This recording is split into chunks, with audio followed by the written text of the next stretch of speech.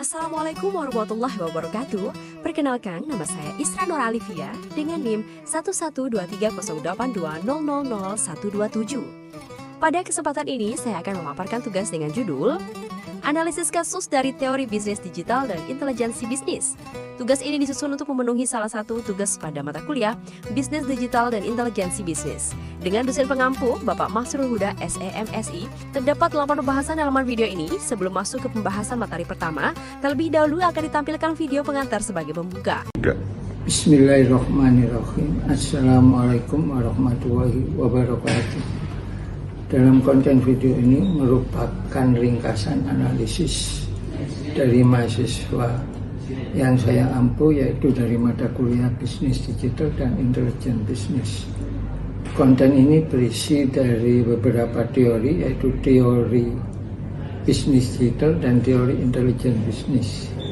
Teori ini dipakai dasar untuk menganalisis dan mengambil kesimpulan dari fakta-fakta dan kasus kejadian yang ada di dunia digital, terutama diambil dari podcast, YouTube, kemudian Instagram, dan lain-lain yang ada di dunia digital. Kepada mahasiswa kami ucapkan terima kasih yang sudah berusaha untuk melaksanakan tugas dari mata kuliah Bisnis Digital dan Intelijen Bisnis. 1. Intelijen digital dan krisis kepercayaan publik. Kasus ini memperlihatkan bagaimana pemerintah dan aparat sering gagal menjaga keseimbangan antara keamanan dan hak rakyat untuk menyuarakan pendapat. Saat masyarakat dan mahasiswa menuntut keadilan sosial, mereka justru sering dicap sebagai pengganggu ketertiban atau bahkan teroris. Tindakan represif seperti penembakan gas air mata ke kampus menjadi bukti lemahnya standar etika dan kemanusiaan. Di era digital, informasi semacam ini cepat tersebar dan kepercayaan publik terhadap pemerintah pun menurun tajam. Masyarakat perlu memiliki kecerdasan dalam menilai kebenaran berita, memilah fakta dari opini, bukan sekedar ikut arus viral. Dunia digital memberi kekuatan besar untuk mengawasi kekuasaan, tapi juga dapat menciptakan konflik bila disalahgunakan.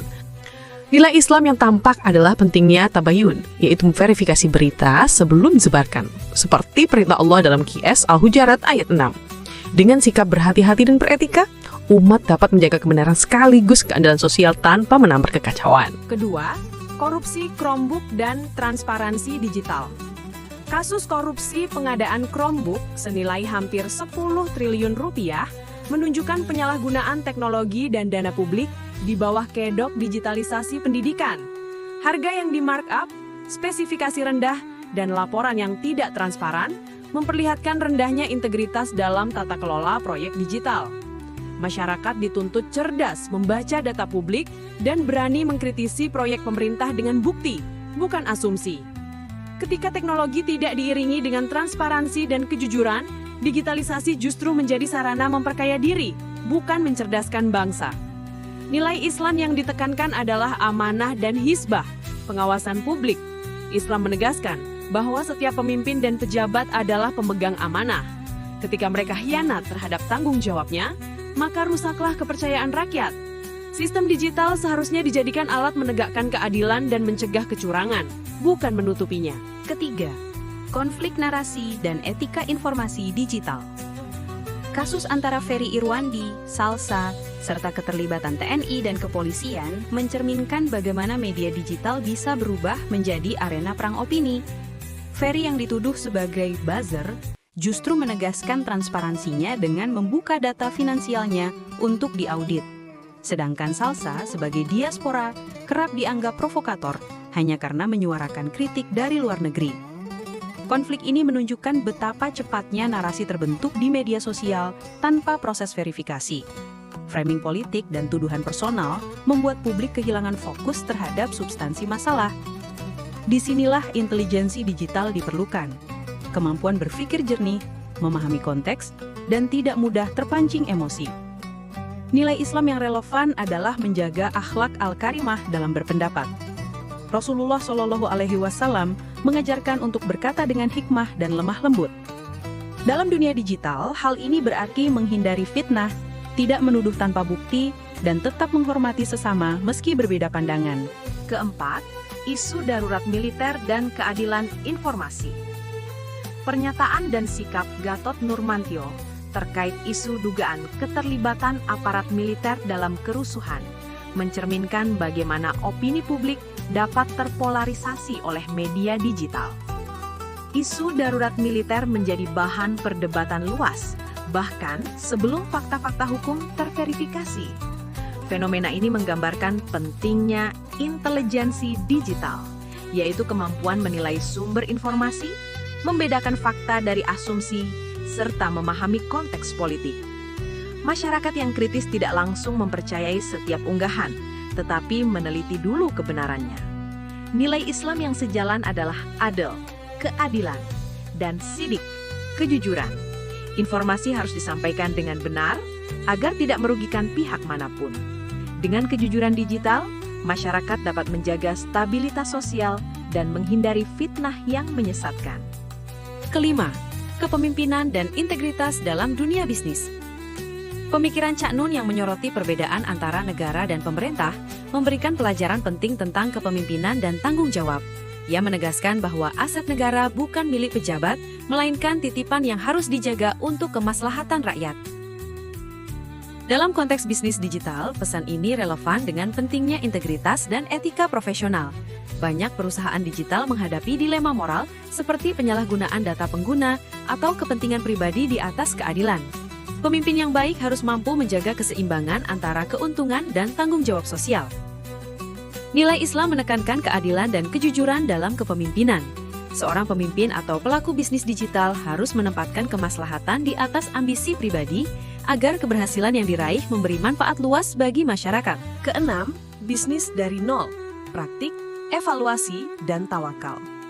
Pembahasan tentang membangun bisnis dari nol menekankan bahwa kesuksesan tidak selalu ditentukan oleh perencanaan kompleks, tetapi oleh keberanian memulai, menerima umpan balik, dan terus memperbaiki diri. Dalam bisnis digital, pendekatan ini dikenal dengan konsep Minimum Viable Product atau MVP, memulai dari yang sederhana lalu berkembang berdasarkan respons pasar. Nilai Islam mengajarkan keseimbangan antara ikhtiar, usaha maksimal, dan tawakal, berserah diri kepada Allah. Prinsip ini relevan dalam dunia bisnis modern. Bekerja keras dengan strategi yang matang, namun tetap rendah hati dan siap menghadapi risiko. Dengan sikap demikian, pengusaha digital dapat bertumbuh secara berkelanjutan dan etis. Ketujuh, peluang bisnis digital dan kemandirian ekonomi. 3 ide utama yang dibahas, Clipper Affiliate, UGC Agency, dan Remote AI Work, menunjukkan betapa luasnya peluang ekonomi di era digital. Siapapun bisa berwirausaha dengan modal kecil. Cukup dengan kreativitas, kemampuan teknologi, dan kemauan belajar. Hal ini sejalan dengan nilai kerja halal dan kemandirian dalam Islam.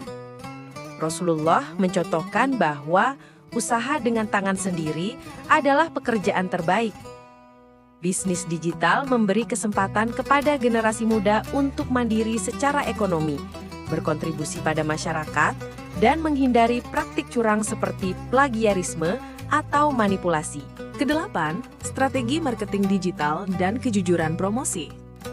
Konsep marketing funnel menggambarkan perjalanan konsumen dari tahap mengenal produk hingga menjadi pelanggan setia. Dalam bisnis digital, memahami tahapan ini penting agar perusahaan bisa membangun hubungan jangka panjang dengan pelanggan. Namun, promosi tidak boleh dilakukan dengan kebohongan atau manipulasi. Rasulullah Shallallahu Alaihi Wasallam bersabda, "Barang siapa menipu, maka bukan dari golonganku." Hadits riwayat Muslim. Pemasaran yang jujur dan transparan tidak hanya meningkatkan kepercayaan konsumen, tetapi juga menjadi fondasi keberlanjutan bisnis di era digital yang penuh persaingan. 8 pembahasan ini menggambarkan 2 aspek besar era modern. Intelijensi digital yang menuntut kecerdasan moral dalam memahami informasi, dan bisnis digital yang memerlukan inovasi dengan integritas tinggi.